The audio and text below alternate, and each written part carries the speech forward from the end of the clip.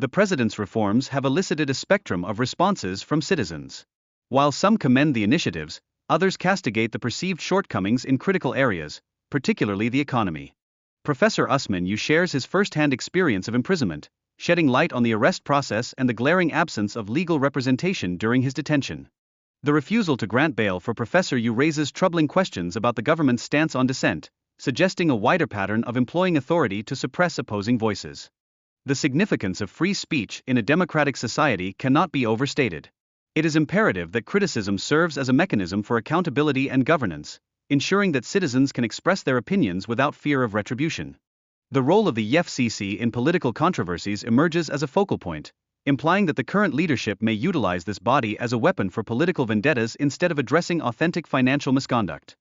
The speaker recounts personal experiences with the EFCC and financial oversight within the NHIS, illustrated by a resolute commitment to transparency and accountability throughout their tenure. In detailing their experience with corruption in the NHIS, the speaker reveals a formidable struggle against powerful entities intent on exploiting the healthcare system for their gain. A stark shortage of healthcare professionals in Nigeria is evident, with Lagos State alone requiring an additional 33,000 doctors to properly meet the health demands of its population. The speaker evaluates the structural deficiencies within the NHIS, particularly criticizing the role of HMOs as intermediaries, which complicates the allocation of funds to hospitals and adversely affects patient care. Numerous hospitals are grappling with financial strain due to delayed payments from HMOs, which leads to insufficient care for patients. This situation underscores the pressing need for reforms in healthcare financing. The NHIS, as the regulatory authority, has fallen short in enforcing accountability among HMOs, allowing operations under expired licenses, further exacerbating the healthcare crisis. Patients are suffering as hospitals misallocate funding from NHIS, prioritizing luxury items over essential medical services. This critical misallocation of resources demands immediate rectification. The conflicts in Nigeria, especially in Kaduna and Plateau, reveal deeply rooted social issues that necessitate local resolutions rather than military interventions, which are often misinterpreted. The military confronts challenges such as battle fatigue and post-traumatic stress from extended deployments in conflict zones, emphasizing the need for a fundamentally different approach to security. Local leaders, including governors and traditional rulers, must assume responsibility for addressing community challenges rather than depending on the military or federal authorities for solutions.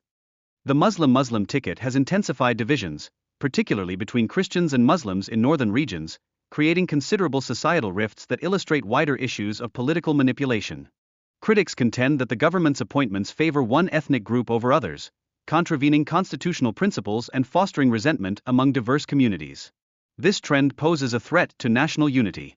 The government's neglect regarding critical issues such as hunger, insecurity, and economic instability is alarming. Citizens grow increasingly frustrated as leaders prioritize political ambitions over urgent solutions. For 2 years, or thereabouts for many Nigerians, ever since President Bola Tinubu assumed office on May the 29th, 2023. From day one, the president wasted little or no time to initiate wide-ranging reforms across all sectors. The upshot has been a mixture of satisfaction on the part of the people who believe he's done a great job. On the other hand, there has been a lot of discontentment amongst those who are convinced that President Tinubu's scorecard in the priority areas of the economy, the fight against corruption and insecurity has been nothing short of an unmitigated failure. Joining us now to have a conversation is Professor Usman Yusuf, a good governance advocate and former Executive Secretary of National Health Insurance Scheme. Good morning, Professor. Welcome to the morning show. Thank you very much, Adeswa, for having me today. Thank you for joining us. Now, we've said that Nigerians have had an interesting 2 years, but you've had an interesting couple of months because you spent time in Kuje prison. Can you tell us a little bit about what happened there? I did read your viral write-up from prison, but I want us to get a little bit of an update. What happened that led you to Kuje prison? Yeah, Kuje for me was just a retreat for rest, prayers, and reflection. But seriously, you know, on the 29th of January this year, at about 6:30 p.m., my wife came up to my room and said there are some gentlemen that knocked and just walked into the room, dark suited, walked into the door. They want to see me. They said I'm expecting them. I came downstairs in my jalabia, no hat, and flip-flop. And they said they are from the EFCC. They've come to take me to the EFCC. I said, guys, you haven't even introduced yourselves. So they just brought out their badge and said, oh, they're EFCC. Show me arrest warrant. Oh, we don't need that, sir. Okay? Allow me to go upstairs, change. They blocked me. They didn't let me. Allow my wife to go upstairs and bring me some change of clothing. They refused. We went outside. As we went outside, their bus was waiting outside. The driver was sitting. The engine was running. And there were 5 armed mobile policemen, some deployed behind the house, thinking I would run. I'm not a runner. So we went in, and I was sandwiched between an armed Mopol and a young operative. And they were high-fiving themselves as if they had captured notorious Kachella Bello Turji. We went to the EFCC, went to the office of their boss, and he handed me a bunch of papers. What are these? These are your charges. Well, I don't need the charges if I don't have my lawyer here. Well, the guy was waiting to go home, and my battery had gone down, and I couldn't call my wife and to tell her where I was and how I was, and they wouldn't let me call her. And they just took me to the cells. Nobody had told me whether I was going to stay, why I was there, how long I was going to be there. They just took me around the building to the cells. Entered the cells. Well, a lot of them were youth. They recognized me from the previous brouhahas in Nigeria. And they came up to me wishing me good luck and best wishes. I had serious headache because, remember, I had fasted for over 14 hours by then. I hadn't eaten or drunk anything. They brought me a sachet of pure water and tea. I drank and went to sleep. And then the next morning, they took us to, they called my name out. We were going to court. We went into the bus. Well, when we came out of the building, they had placed their official photographer to be taking photographs of me without a hat, in jalabia, in flip-flop. That was when I realized these guys are up to no good. All they're interested is to demean me, dehumanize me, and weaken my spirit. They don't know who they're dealing with. We went into the bus, and I was jokingly telling them, guys, haven't you forgotten the chains and the manacles? They busted out laughing and said, oh, our guy, it hasn't reached to that. We went to court, and they were not ready. We had to come back to the EFCC again, and they upgraded me from 4 of us in a room to I alone in a cell. I was there in the EFCC for 6 days. After that, I was arraigned in court, and then the judge did not give me bail. Her reason, well, she had a cold. I was put back to Kuje. I was in Kuje for 24 days. Denial of bail 2. Anybody excused is wrong, because bail is a constitutionally guaranteed right of anybody accused, except if it was a capital offense or the person is suspected of terrorism. Mine was neither of those. I was denied bail deliberately by this government to shake me up. And I was put in Kuje for 6 days and 24 days in EFCC for 6 days and 24 days in Kuje to shake me up and silence me. But no, I'm no one to be silenced. In Kuje prison, I wrote my experiences and told this government that 6 days in Kuje and 24 days in 6 days in EFCC and 24 days in Kuje will not silence me. The whole purpose is President Bola Ahmed Tinubu's government trying to silence any dissent to his government. And this coming from a president who was an IDECO activist himself, who fought the military, who ran across the border and ran away from the military. And when he came back, he never gave neither Jonathan nor Obasanjo, not even Buhari, he never gave them peace. He was criticizing them.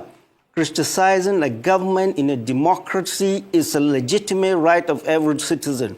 And President Bola Ahmed Tinubu is trying to stifle dissent in this country and is trying to make this country a one-party dictatorial state. We are not going to let that happen. We'll continue to speak up. We'll continue to raise our voices because silence in the face of evil is itself evil.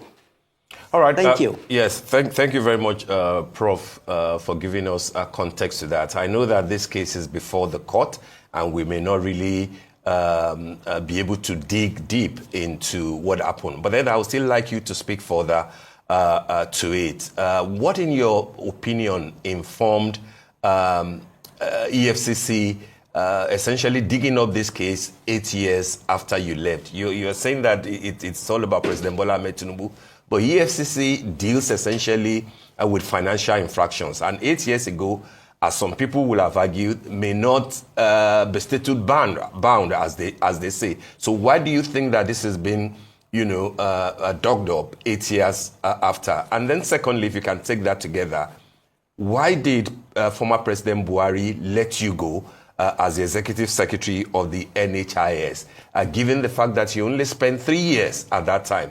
3 years ideally would not be the tenure of an executive secretary. Were there financial impropriety? Were they fully dispensed with as at that time? Otherwise, maybe that will explain why the FCC is digging that up at this moment.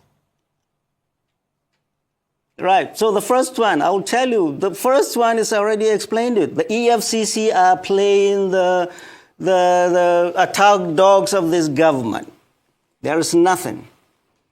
There is nothing. If the EFCC, the current leadership of the EFCC had done their due diligence, I have a huge file in the EFCC, 9 years.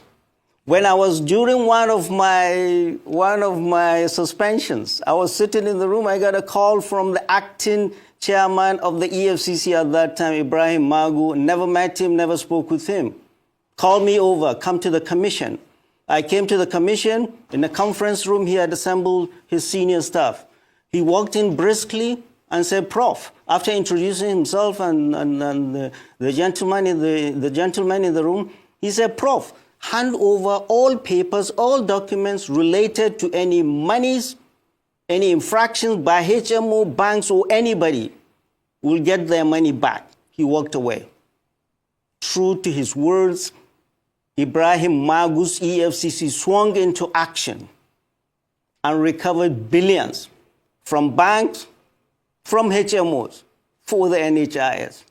And he was gracious enough when they were transferring the first tranche of money they got back to the then executive secretary. He mentioned my name and my effort.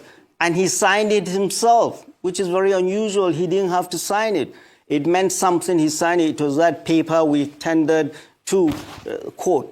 That if this gentleman was given a letter of commendation by this same commission for helping the commission to recover billions, and you're telling him he stole millions? NHIS, people don't know, Nigerians don't know, I was in control of more money in the NHIS at that time, real solid, cold, hard cash, than most governors.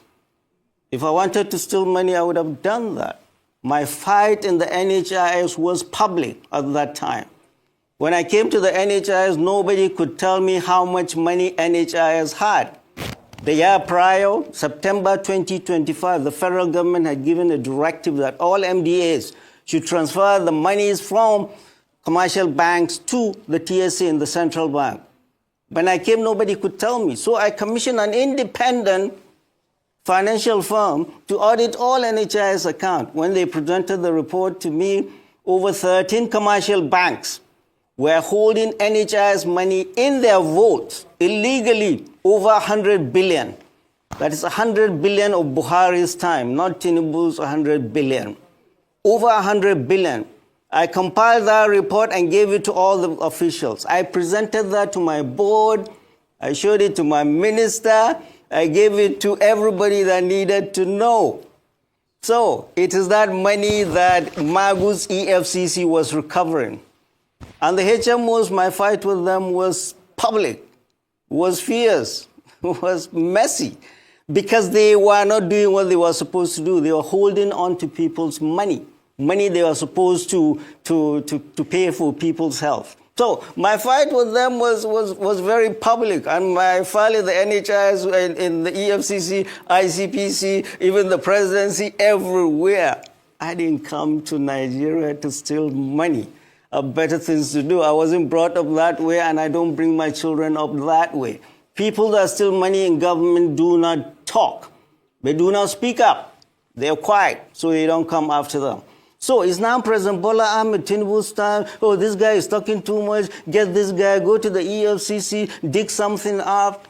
I'm not a politician. I'm not one of those politicians that have stolen money, that you dig up things and shake him up and silence him. Speaking up, we'll continue to do that because it's our responsibility as citizens.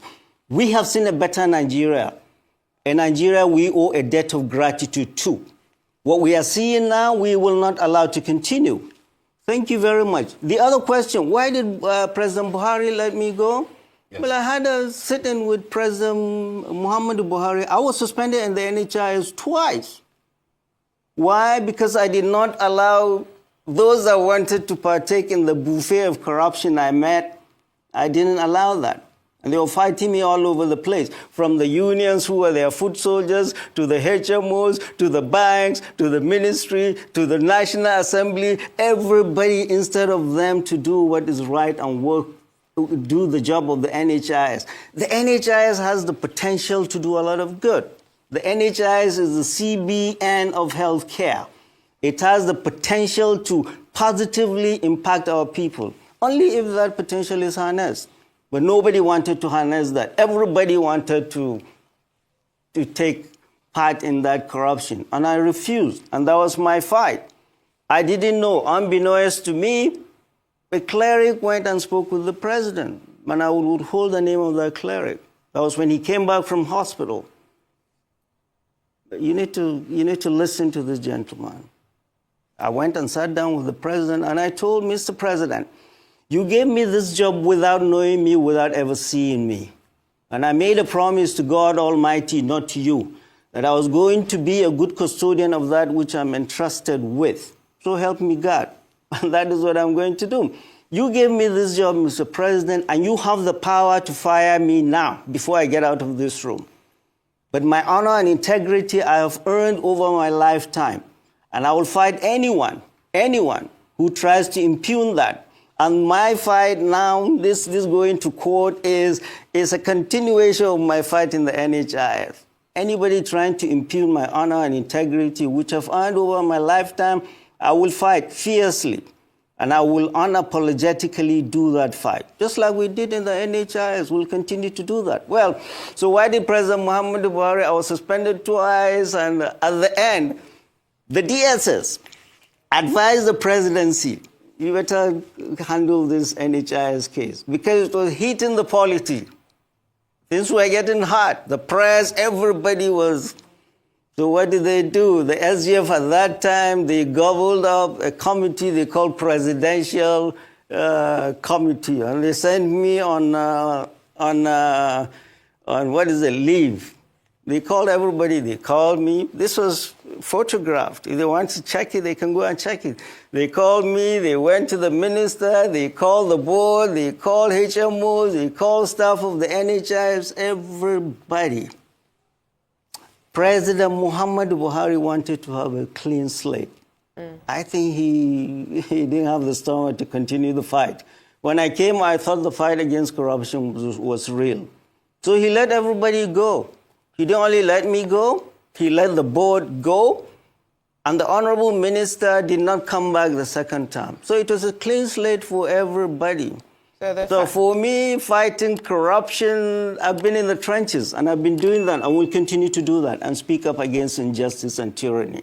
Thank you, Professor Usman. Now, I kind of want to... Thank you. I want us to go more into this, because you said, at one point, you said that you had even more money than some governors in Nigeria at the NHIS. And we're facing a huge crisis in Nigeria. Lagos State alone requires 33,000 more doctors. We only have 7,000. It said that over 16,000 doctors have left Nigeria recently. And we also have cases of people being turned away at hospitals because people do not have health insurance. and hospitals are also ill-equipped. So I want you to explain to us a little bit more, because of your role at NHIS, what the failure of NHIS is, particularly when we talk about the current state of Nigeria and what it should be. Right. I mean, when I came into the NHIS, so there are many stakeholders in the NHIS, in healthcare in Nigeria. The NHIS is supposed to be the regulator of health insurance. Other stakeholders are, of course, the HMOs, who are the middlemen.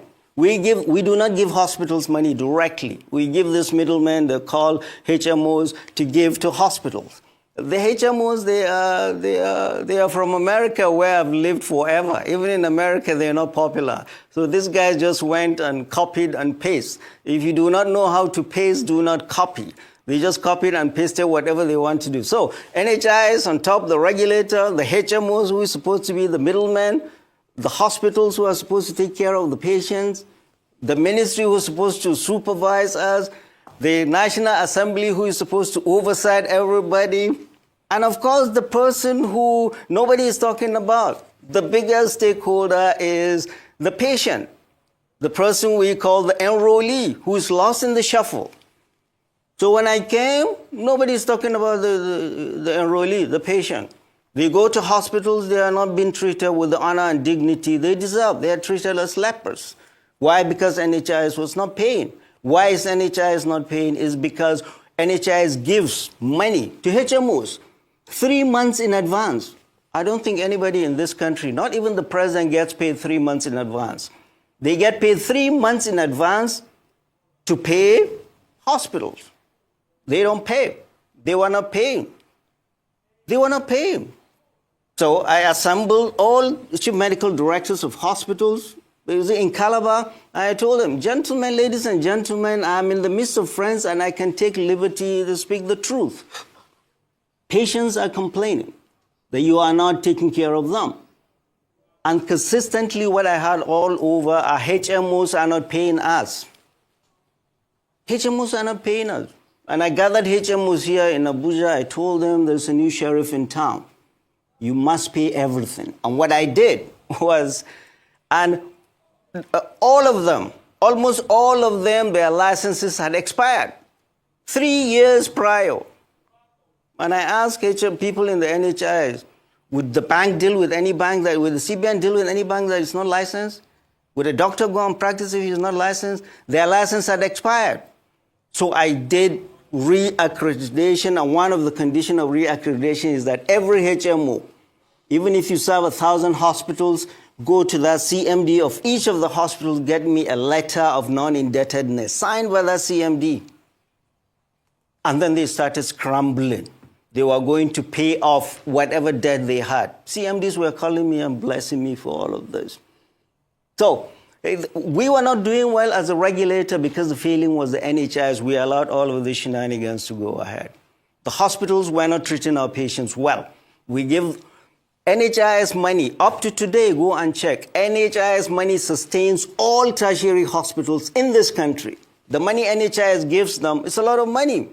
But they were not using it for the purpose it was supposed to be, taking care of patients. They were using it to buy SUVs or build stuff.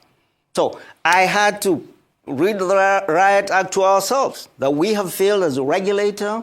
The HMOs, you cannot continue what you're doing. You must pay up all the debt to hospitals. Hospitals, you must treat patients better. And the ministry, of course, they wanted a piece of that. The National Assembly, they wanted a piece. So my fight was all over.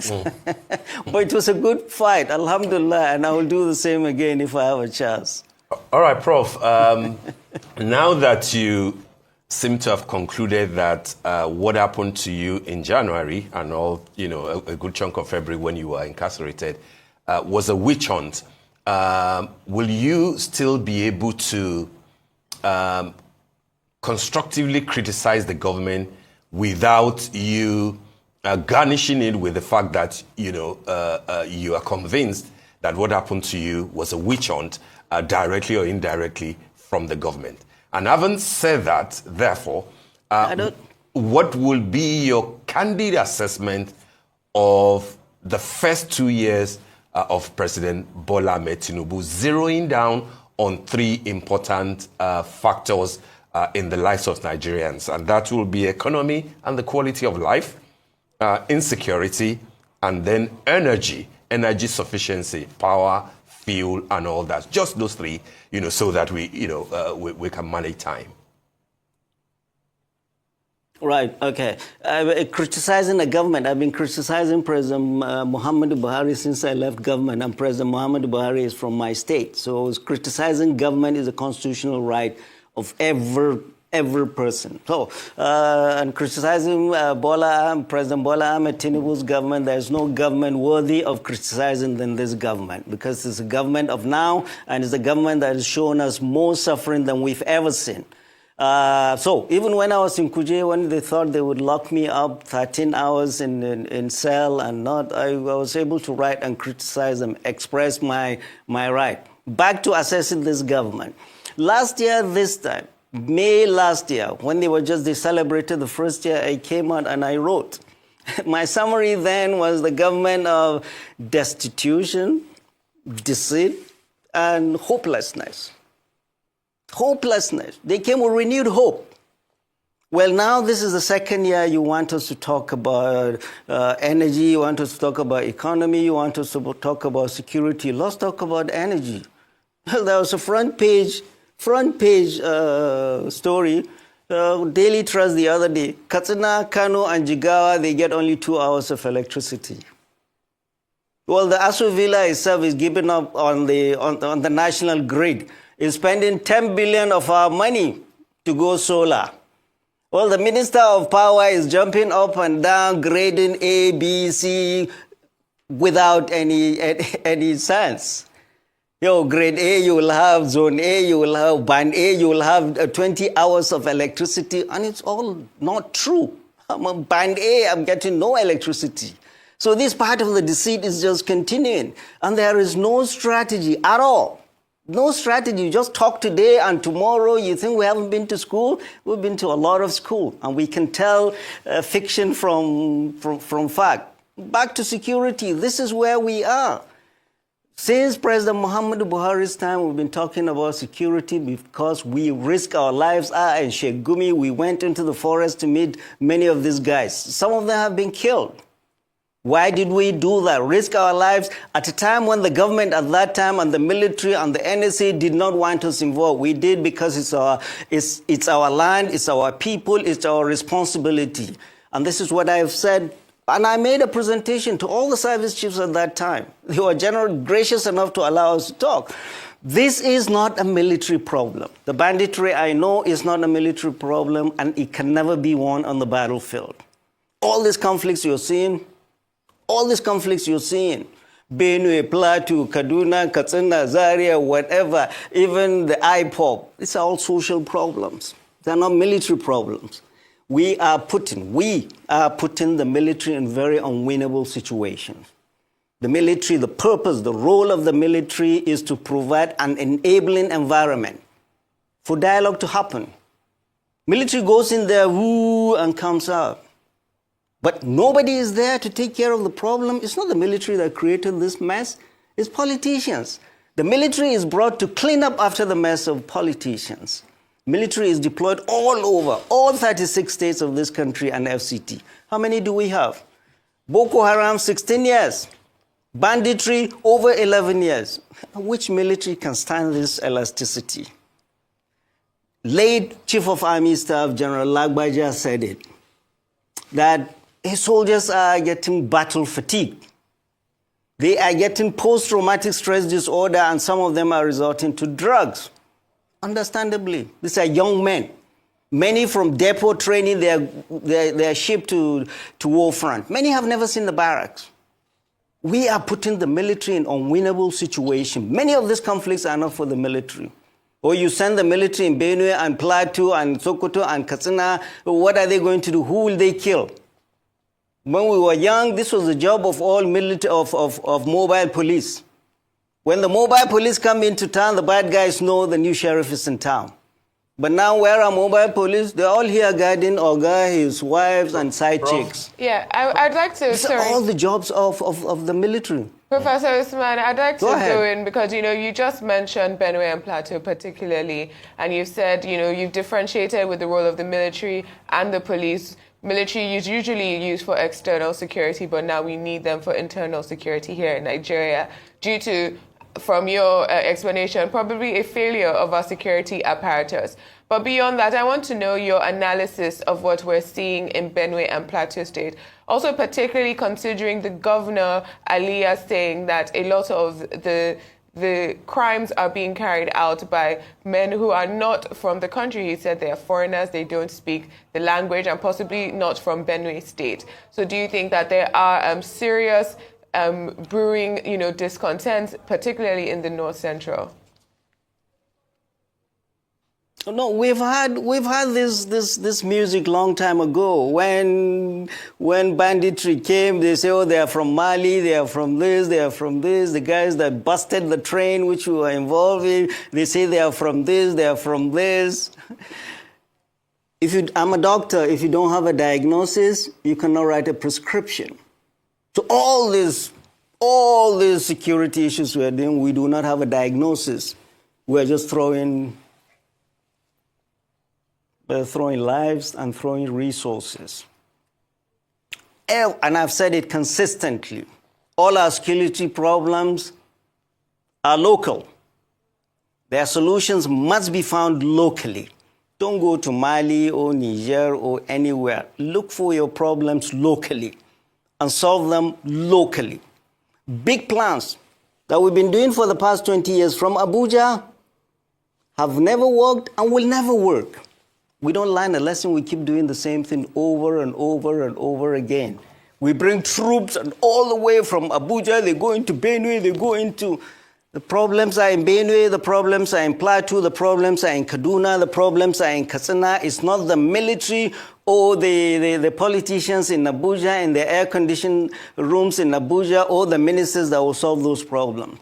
It is the local, the governor, the clerics, the traditional rulers, the elders within that community must reconcile communities. It's not the job of the military. It's not the job of the NSA. It's not the job of the president.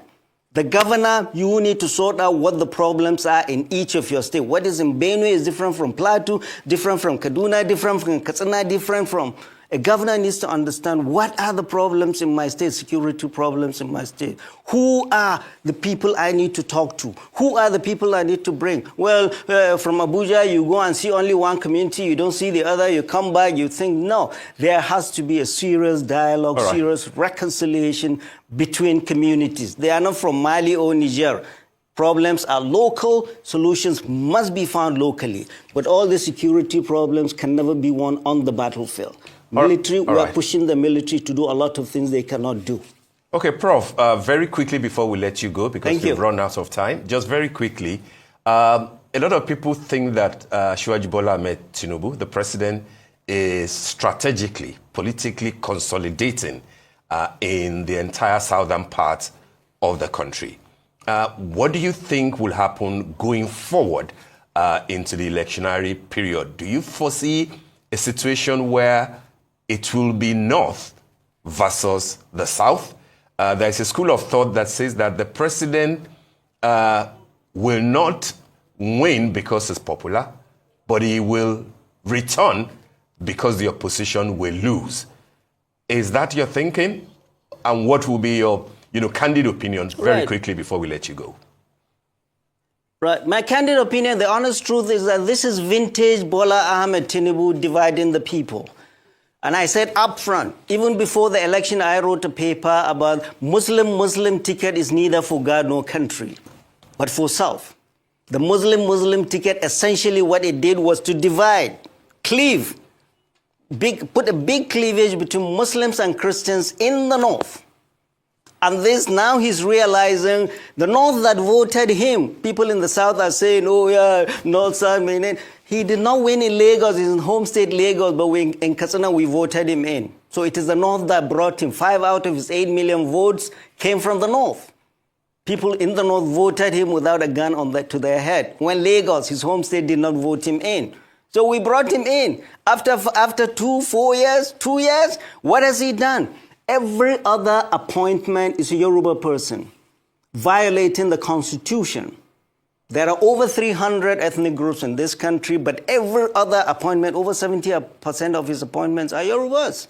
So he is trying to put a cliff. That's why I said in my paper, this government is reckless. This is reckless. You are trying to put a cliff between ethnic groups. You started it between religions, and now you're going between regions. Let's see if anybody in the South can control the whole of the South, and he will win election. Nobody can control the whole of the North alone and win an election. So all this twisting and turning they are doing, instead of taking care of problems they have created now, they are looking at 2027. They brought hunger in this country. They worsened insecurity. The economy has gone south. Hyperinflation in this country. You haven't taken care of this problem. You're looking at 2027. For goodness sake, what manner of man do we have as our leaders? People are dying. And the best message I saw was Tunde Bakri's message, Easter message to the president. Mr. President, listen to clerics, men of God, listen to critics that criticize you and do the right thing. 2027 is a bridge too far. We have now to take care of and do that now. Cleaving this country between North and South will get you nowhere. All right, Prof, we want to thank you for being candid as always. Thank you for